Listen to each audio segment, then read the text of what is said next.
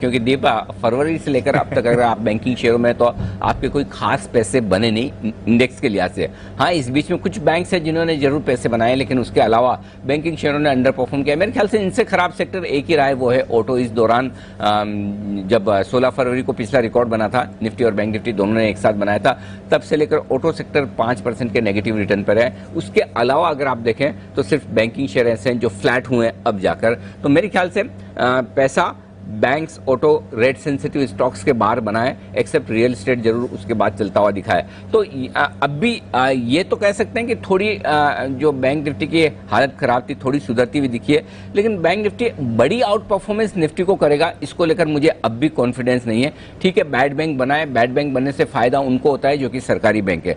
सरकारी बैंकों का वजन निफ्टी में, बैंक निफ्टी में नहीं के बराबर है। एक SBI को छोड़ दें, बैंक ऑफ बड़ौदा को छोड़ दें तो सरकारी बैंक बचे ही बहुत छोटे छोटे हैं और उनका कोई वेटेज खास है नहीं, और सरकारी बैंकों में वो ताकत भी नहीं। इवन SBI 5% 7% बढ़ भी जाए तो कोई बैंकिंग शेयरों का बाजार का मूड ठीक नहीं करता। तो इसलिए बाजार का मूड माहौल बनाने के लिए आपको HDFC बैंक, ICICI बैंक जैसे स्टॉक चाहिए जो लीड करें और जिनसे बाजार पॉजिटिव फील करे। तो इसलिए मेरा ये समझना है कि बैंक निफ्टी की लीडरशिप आना अब भी मुश्किल है, लेकिन हाँ, कम से कम ये कह सकते हैं कि कुछ अच्छी खबरें आई हैं, वैल्यूएशंस अच्छे हैं, और जाहिर सी बात है कि लाइफ टाइम हाई पर अब अगर आप इतना ऊपर हैं निफ्टी पर और बैंक निफ्टी इतना पिछड़ा है तो एक वैल्यू नजर आती है लोगों को, और उस वैल्यू के लिए जो ट्रिगर कल बना है वो बैड बैंक की खबर के बाद बना है। और आपको याद होगा दीप, कल सुबह जब हमने ये दोपहर में जब हमने ये खबर बताई कि वित्त मंत्री की बैठक जो है वो बैड बैंक को लेकर हो सकती है, प्रेस कॉन्फ्रेंस माफ कीजिएगा, उसके बाद जो बैंक निफ्टी ने रफ्तार दिखाई, तेजी दिखाई, वो काबिले तारीफ है। तो ओवरऑल ये अच्छा संकेत है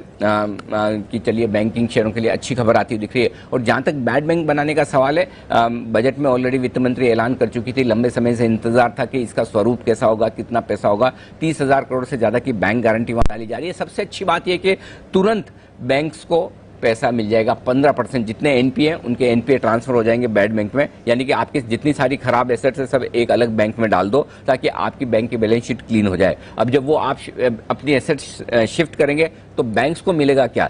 सरकारी बैंकों को तुरंत 15% जितने NPA वो ट्रांसफर करेंगे उसका 15% तो उन्हें तुरंत मिल जाएगा, और उसके बाद जो रिकवरी की प्रोसेस होगी उसके बेसिस पर उन्हें आगे चलते हुए पैसा मिलता हुआ दिखेगा। तो बैंक्स की बैलेंस शीट थोड़ी सी बेहतर होती हुई दिख सकती है, उनकी कैपिटल रिक्वायरमेंट कम होती हुई दिखेगी, उनके NPA के लेवल थोड़े कम होते हुए दिखेंगे दिखने में, क्योंकि वो बैड बैंक में शिफ्ट हो जाएंगे। और ये बाजार को पसंद आता हुआ दिख रहा है कि सरकार जो स्ट्रेस एसेट्स हैं बैंक्स के पास में, उनसे बैंक्स को उबारने के लिए क्या प्रयास कर रही है, और यही शायद कल बाजार को बहुत पसंद आता हुआ दिखा है। तो ये एक अच्छा कदम है, स्पेशली सरकारी बैंकों के लिए, स्पेशली उन बैंकों के लिए जिनमें NPS काफी ज्यादा है, और स्पेशली उन बैंकों के लिए जिनमें हाल ही में मर्जर हुए। 3 बैंक ऐसे हैं जिनमें दूसरे बैंक्स को मर्ज किया गया है, जो कमजोर बैंक्स को मर्ज किया गया है, BOB, PNB, can bank. In banks के लिए ये एक अच्छी खबर मानी जा सकती है। जी।